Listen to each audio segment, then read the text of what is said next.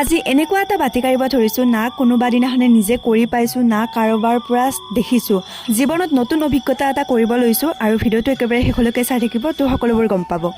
আপোনালোকেতো কেইদিনমান আগতে গম পাইছিলে যে মই কাপোৰ লগাইছিলোঁ, 7খন কাপোৰ, মানে 3যোৰ চাদৰ মেখেলা আৰু এখন আছিলে পতি আৰু ব্লাউজৰ কাৰণে। মোৰ কামখিনি ধুনীয়াকৈ হৈয়ে আছিলে আৰু আপোনালোকক ভিডিঅ'ৰ জৰিয়তে দেখুৱাইছোঁৱে। মানে মোৰ 3খন কাপোৰ ওলাইছে, 2খন শালৰ পৰা কাটিছোঁ আৰু এখন শালতে আছে।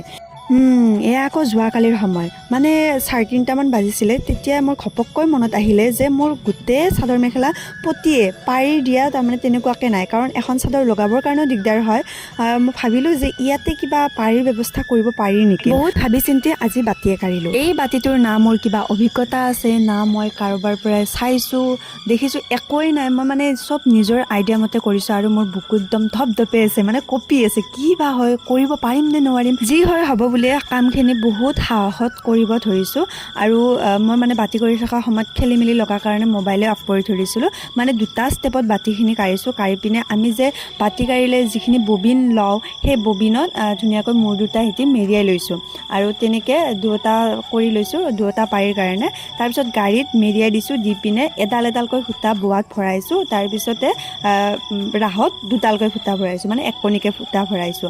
আৰু যোৱাকালি ৰাতি সেইখিনি কৰি থৈ দিলোঁ গধূলি। আৰু আজি এইখিনি দৃশ্য, মানে এইটো পাৰিও ধুনীয়াকৈ লগাইছোঁ। তাৰে পিছতে এইখিনি বোলোও।